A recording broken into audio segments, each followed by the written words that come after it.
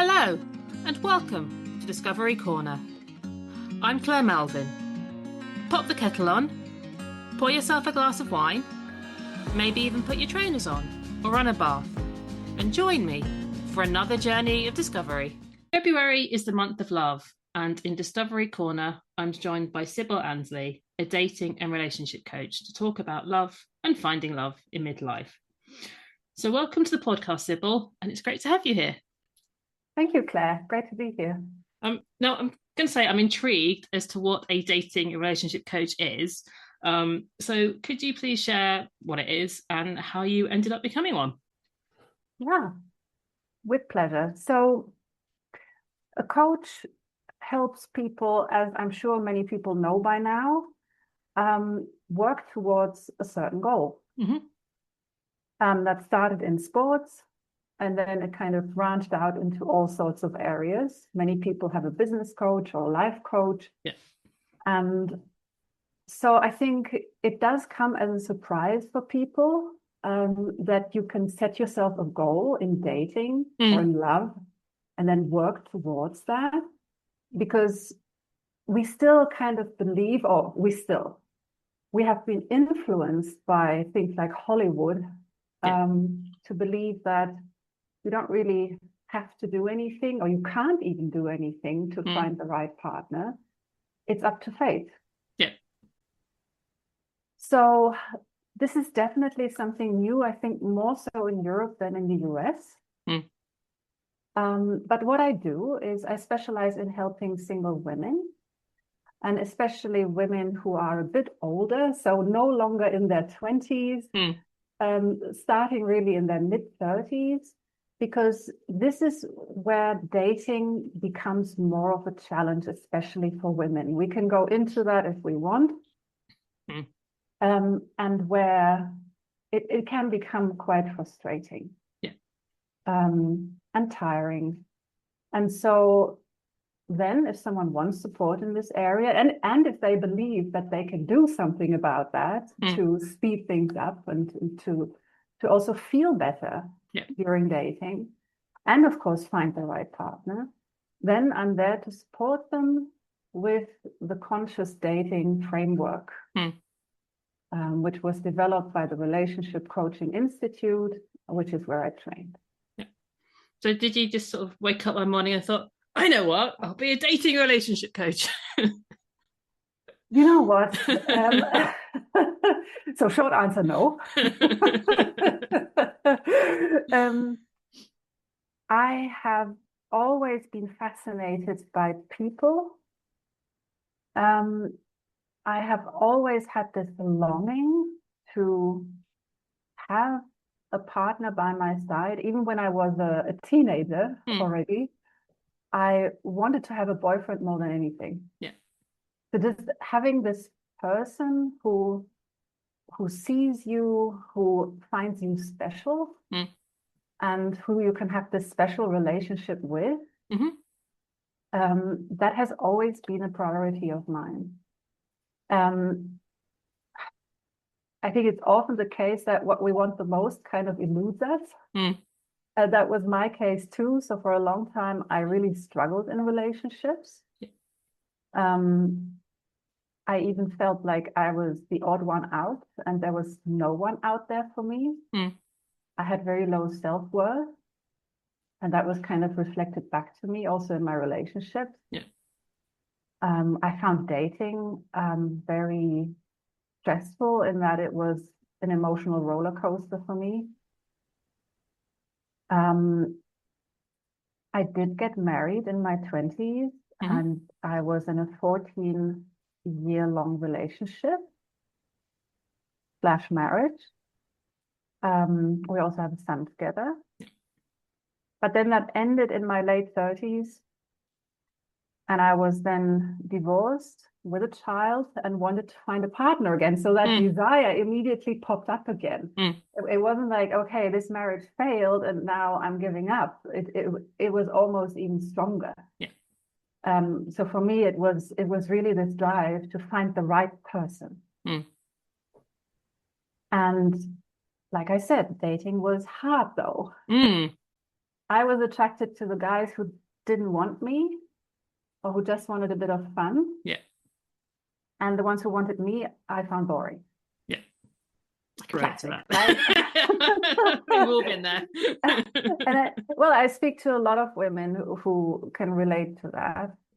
But on the other hand, I also thought, come on, how hard can it be? Like other people go into relationships all the time and seem to be making it work. Why can't I? Like, what is so wrong with me? Yeah. No. And that eventually convinced me to get help, because I thought, either I'm just a hopeless case and I didn't want to believe that, or there is something I'm just not seeing. And so I got coaching support in this area. That was back in 2016. And everyone around me thought I was crazy. But it worked. And so for me, you asked me, you know, did I one day wake up and decide I want to be a dating and relationship coach? No, it was that experience that not only did it lead me to my husband, so my second husband, and we've been together now for 10 years. And it all happened in 8 months. So a relatively short period of time. It was so eye-opening with regard to myself and my own development. That for me, it was just wow all around. And then it also rippled out into other areas of my life. So it changed how I relate to my son and my family and my friends, and how I have business relationships. And yes. Yeah.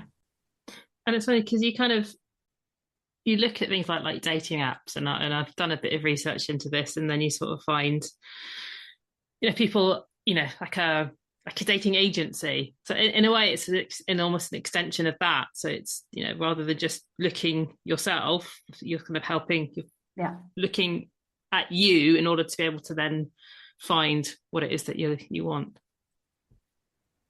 Yes. Yeah. Yeah. So, and sorry, just maybe to add to that, I think it's a great question to ask. Why have dating apps become so popular? I think matchmakers and, like you say, dating agencies, they're still lagging behind. They're not as popular as apps. But apps for a few years now have been the #1 tool for people, for singles, to connect. And why is that? And I think, well, there are several reasons. One reason is that people like the idea that apps make it easy. And that all you need to do, and from the comfort of your home at that, is to swipe a few times, and then you meet your soulmate. But we're figuring out that it's not like that. It's that kind of almost instant gratification that's kind of creeping into other areas. Like you say, it's just like, oh, I like the look of you. And that's, you need to do the work on yourself, really, to know what you want and what you don't want and what you're looking for. And maybe what you think you're looking for actually isn't the right thing for you on reflection. And then once you've kind of got that, then it's evolving onto the apps or to whatever it is, of kind of following that to actually help you meet that person for you. Yeah, I think it's very dangerous to think that finding the right person will make everything okay. And it's all about finding that person. I think that is a very limited view of what relationships are about. I heard that recently from the British philosopher Alain de Botton. Don't know if you know him. Yep. Where he says that finding someone for a relationship is actually not that hard. It's making a relationship work. That's the hard part. Yeah. And And that's the part that really requires a lot of skill. Yeah.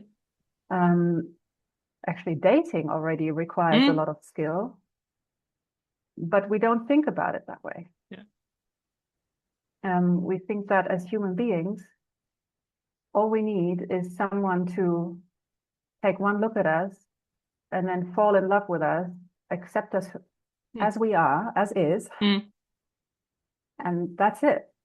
Yeah. But relationships are really about development. Yeah. And, you don't live happily ever after. There is always, you change and evolve, and they change and evolve. And it's being able to do that together as well. Right. And choosing the right person for that. Sorry to butt in. Yeah. Yeah, no, that's all.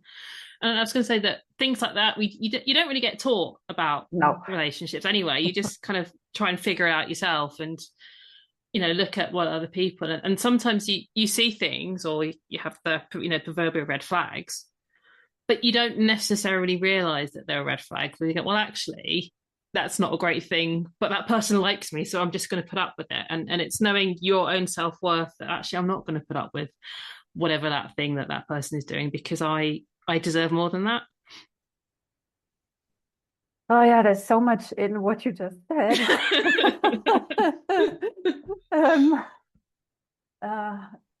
Yeah.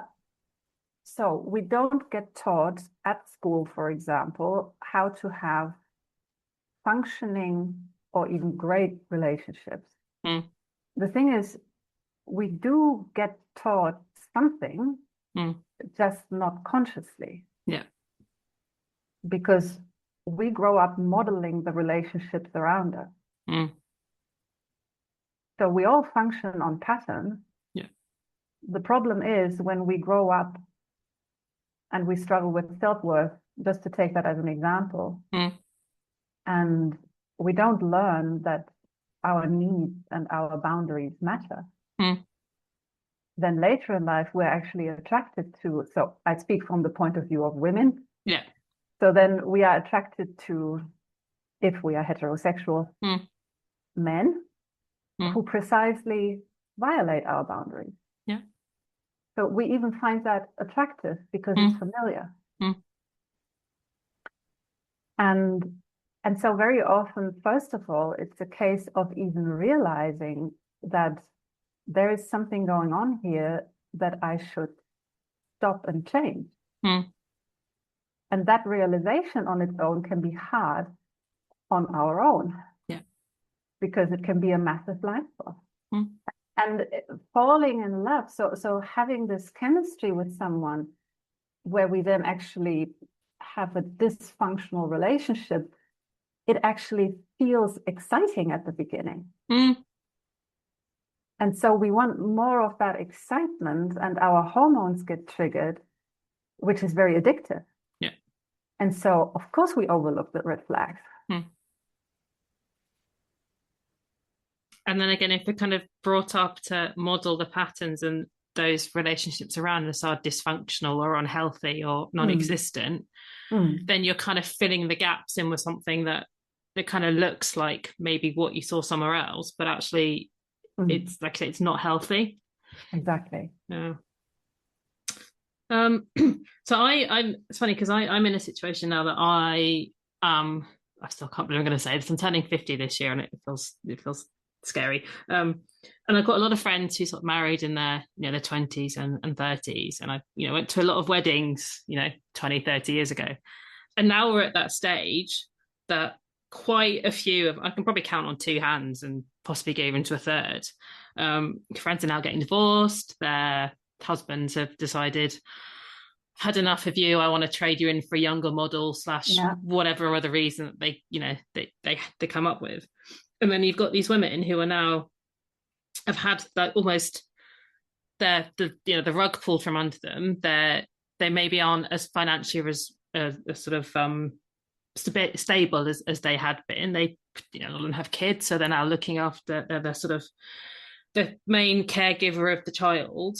And that's a really tough thing as well, that you've been through something and now you're having to like start again, and it's learning to trust other people, learning to trust yourself. You've then got to have that kind of support around you if you want to start dating someone that you trust will look after your children, and that as well that's really a tough situation to be in. Absolutely. And it's one that I can personally relate to. Just going through a big breakup. So you've been with someone for many years, possibly even married. You've merged your lives. You had at some point at least a vision for the rest of your life together. And for all of that to change, it's massive upheaval. Yeah. Massive.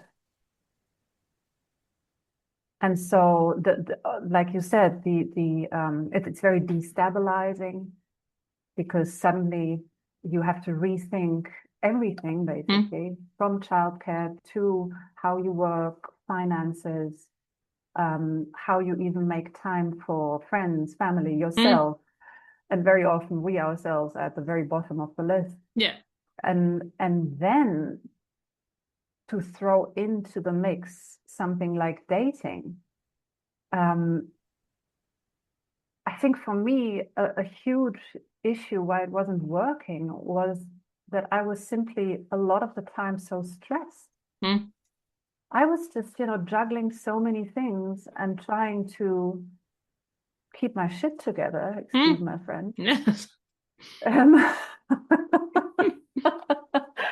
That it was just hard, first of all, to make time to go on dates and then to be easy breezy about it. So to go in with the right attitude where, you're not attached to the outcome, you're just seeing where it goes. And like you said, to also have a certain level of trust towards someone you don't know, because we should be giving the benefit of the doubt at the beginning while having our eyes wide open. But that can be extremely hard when your trust has just been shattered. And I know that was that was probably the number one thing that held me back in dating and why I was attracted to unavailable men. It was for a reason. Yeah. Because I was really afraid to end up in the same situation, that I get involved with someone in a way that is committed and serious, and that person walks away from me. And not only from me, but also from my son. Yeah. Because that's the thing, you have to consider the needs of your child and actually introducing this person into their life, and then what is a good time to do that, and will they be somebody that you want to have your child around? And there are some people that if you've got kids there, that's a deal breaker, and then you go, well, okay, well, there is so much to think about, and it's and that's precisely why I really want to help women who are a bit older, because the older we get, and I don't want to bring people down here, but I just want to be real about things. It does get harder. Simply because the older we get, the more baggage we have. Yeah. And as baggage counts, something like our kids. Yeah. I mean, as much as we love them, but to other people. Well, yeah, I mean, they don't make it easier to find a partner, because a lot of men don't want to look after another man's child or children. And so we also have the emotional baggage of the wounds that we have sustained in relationships. Yeah. And we haven't always healed enough from that. So it's easy also to kind of live in the past with our thoughts and feelings still, and have some open chapters. And like you say, there is a lot to consider. The older we get, the more there is, really. And then also, I really like that. There is a dating coach, Logan Uri, who has written the book, How to Not Die Alone, one that I very much recommend. And she says, so when we start a relationship in our 20s, it's like a startup. So, you're kind of starting something new. Both people are still very flexible. Yeah. But then when we're older, let's say in our 40s, 50s, 60s, it's a merger. But then you are merging two lives that are very full already. There's a lot happening there, and a lot has happened. Yeah. And so then to find someone where it's a fit. Well, there are fewer people out there at that stage to begin with who it could be a fit with. And then also we have to be very discerning. Of course. And then what you're saying earlier about it then is that kind of making it work as well. And you've both got to put that work in. And I guess the other thing about when you start to think about women, particularly in their 40s and 50s, you then, unfortunately, the menopause and the perimenopause and all that kind of crazy hormones that kind of get into the mix. And then, there's I don't know if you've heard it. It's this, we're the sandwich generation. So you're looking after your children, but then potentially your parents are getting older and you're kind of looking after them. And it's like you're the little bit of filling in the middle that's getting squashed from either side, and that is almost has no time for yourself as well. So it is, it is a real challenge. But I think I'd actually like to kind of talk a bit more positively now, because I think we've all it's been a little bit doom and gloom so far. It's all been awful. I have a suggestion how to give this a positive twist, and it's actually something I was just now thinking.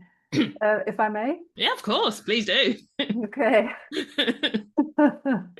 Because I remember that phase of doom and gloom when I was, like I said, divorced, single with my son. I was working 2 jobs to stay afloat financially.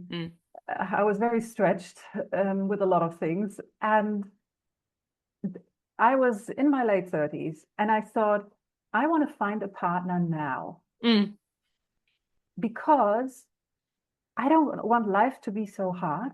Yeah. And I firmly believe that when you have the right partner by your side, everything becomes easier. Yeah. And they can put the bins out as well. Well, that's just one example of many, right? It's a really good example.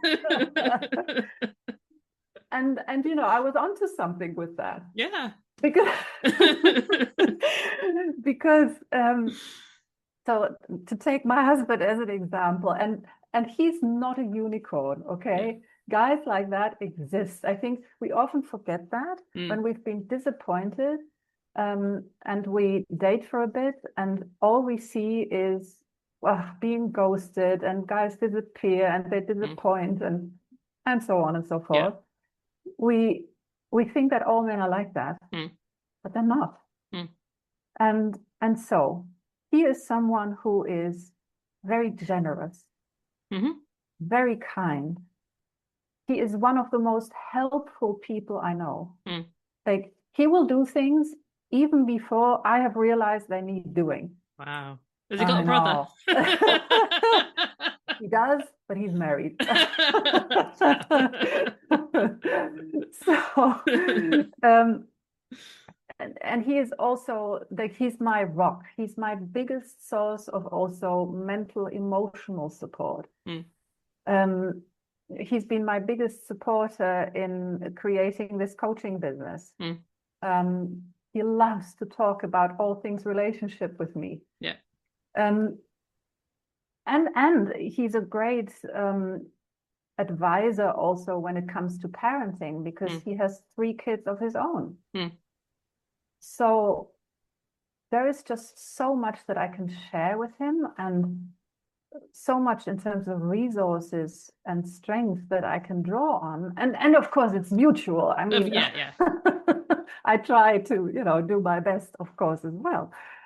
But so we often say that we are really just better together,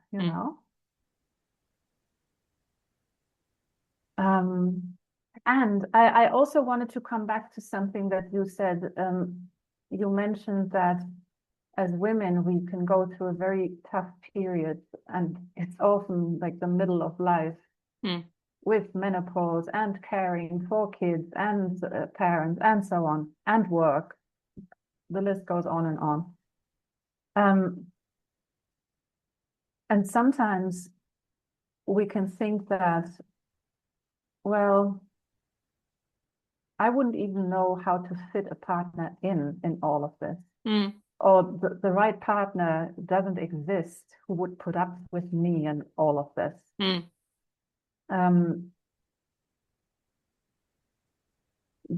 But from my experience, when both people are invested in doing the right thing, and listening to each other and giving each other what they need, then you figure out solutions. I can say to my husband, you know what, I need time for myself. Like, I can go off simply for a weekend, or disappear into a separate room, go out and meet girlfriends. But it is also our responsibility to shape the relationship in the way that we need, and speak up and ask for help and ask for space, which I think as women, we have often been conditioned not to. Like, we've been conditioned to do things for others and help others and make it right for others. So that has definitely, for me, been a learning curve. Has that been positive? Yeah, no, and also it's about how communication is so important as well. And I think it is really important, you know, if you meet somebody, and I am a bit of a believer that if you want to make something happen and you work towards it, you know, it can do. You know, I think I said to someone recently, you know, clearly I'm never going to be an astronaut, so I'm not going to be able to do that. But if it's kind of something that's vaguely realistic, and you think, actually, you know, I've met this person, yes, I've got this in my life, yes, I've got that, yes, I'm doing that. But if I don't want to be on my own for the next 30 years, I need to put the time in myself to make this work. So I think we need to put that responsibility onto us, that if this is something that is important to us, then it then becomes almost like a non-negotiable, right? Well, if I'm doing that, then I need to make sure that even if you end up planning it and going, well, that day I'm going to see this person and this day I'm doing that, then you're putting that commitment in, and that's how it will work. And I think we really, as a society, we need to focus more on patience again, and commitment, and putting in the effort to make something last, because all those fragmented relationships where we leave when things get difficult, and we think, oh, we just haven't met the right person, like it makes a lot of people very lonely and depressed, and it's not good for us. We need this continuity in relationships. And being able to look back on a history together, and the tough bits are what really also bond us. Yeah, absolutely. And life isn't always, you know, fun and games, and you have to have in life is ups and downs. Exactly. You know, you need one as well to like balance out the other, and to appreciate the good, you need the bad, and sort of vice versa as well. Exactly. And you know, and also I have done a little bit of research into, you know, looking for love and finding love and everything else. And one of the things that I came across as well, it was specifically for, you know, I guess middle-aged women or whatever. And it said well, piece of advice was to refresh your wardrobe. And I saw this, and initially I thought, wow, like, I quite like what I wear. And then I kind of thought, well, actually, if what I'm doing isn't working, then if I keep doing it, it's that, you know, definition of insanity or madness is to keep doing the same thing. Well, clearly, if what I'm doing now isn't working, then perhaps changing my wardrobe a little bit, not like going massively out there, but, you know, getting a nice new top or something. That's not bad advice, really. I decided. So on kind of what your thoughts are of that, you know, if you decided that you want to put yourself out there, what kind of tips or advice would you give to people? Oh, definitely. And I have a checklist that I give to my clients as well. Because when they start the program with me, the recommendation is actually to not date for some duration and to focus on yourself. So do the inner work first. Yeah. Remove some blinders, maybe. But then the time comes when, okay, let's get to a dating plan and strategy, and let's get out there.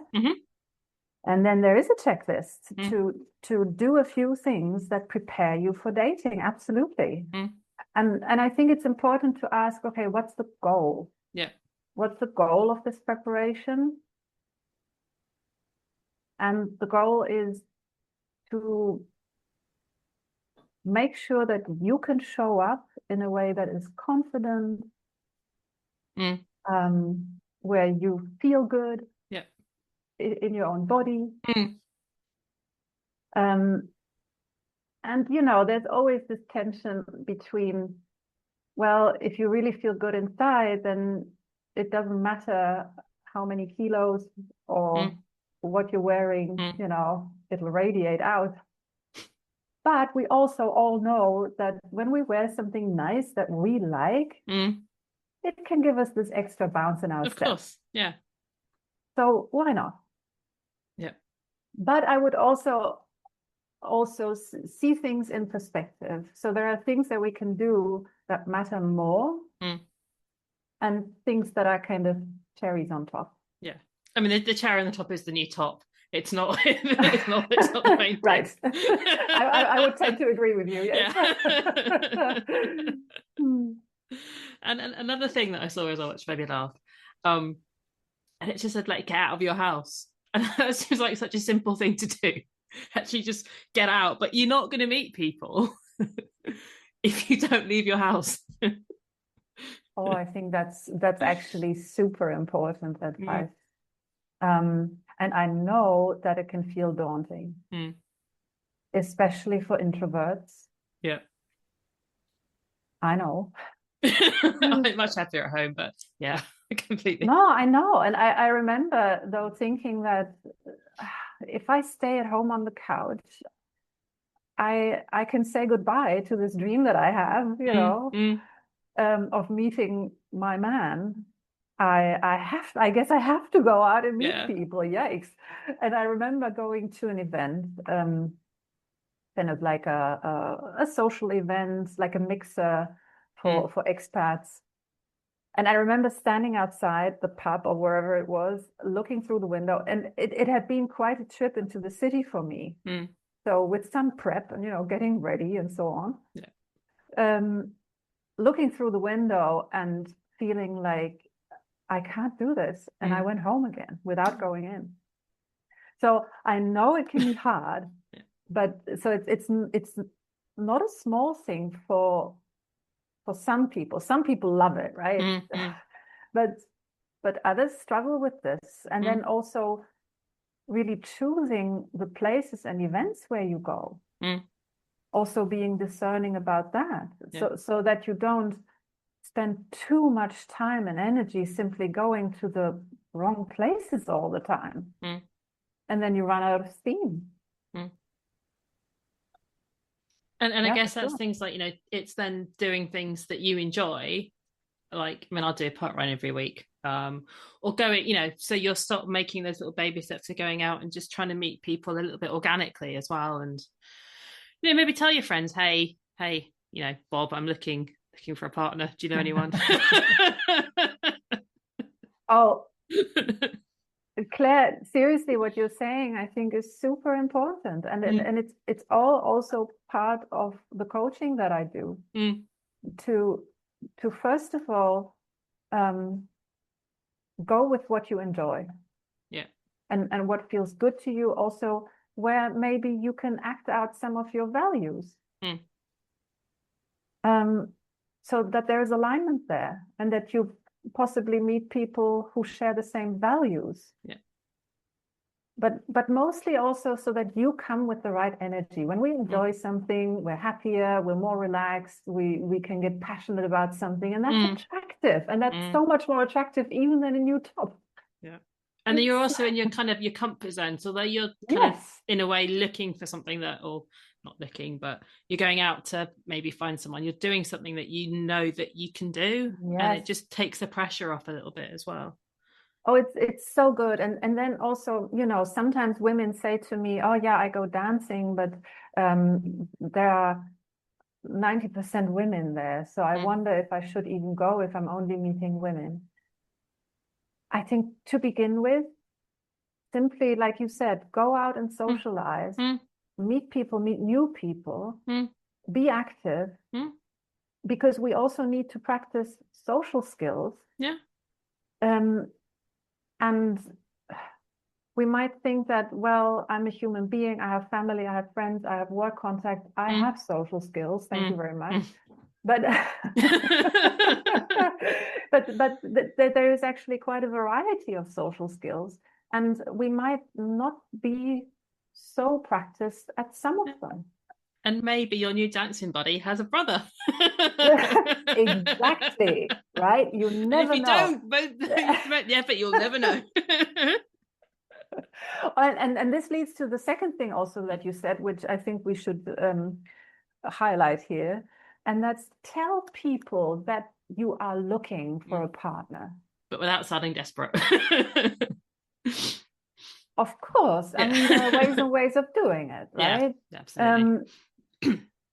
Yes, exactly. Because if you don't let the world know that you are single and willing to, you know, meet a few eligible men, then why would they think of you?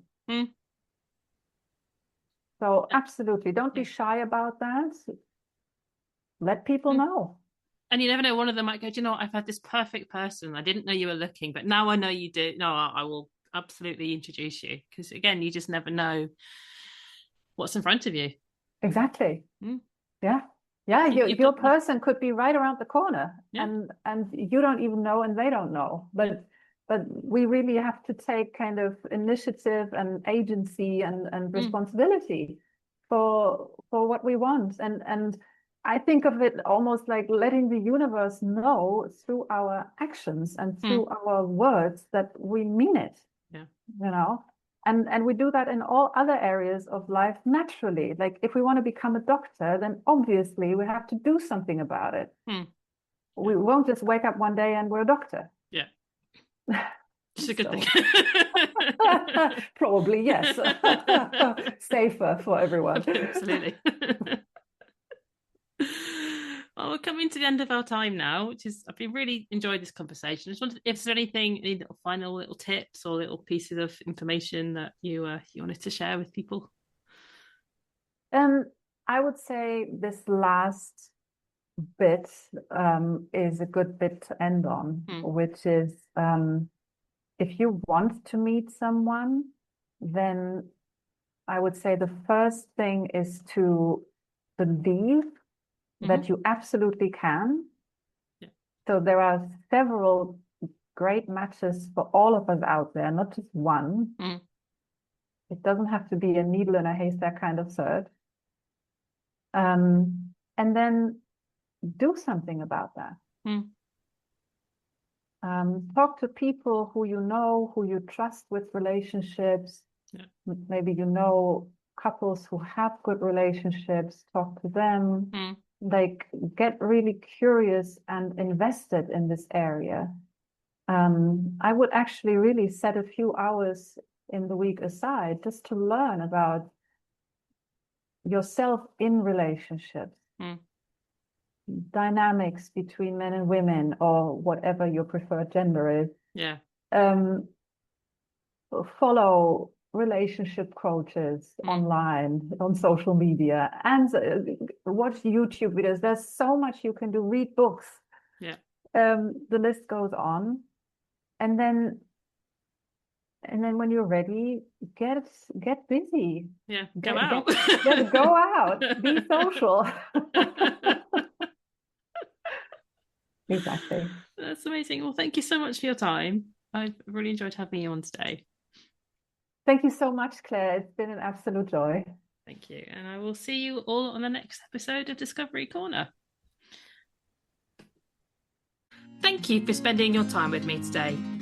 Look after yourself, and I'll see you again soon. Stay curious and keep discovering.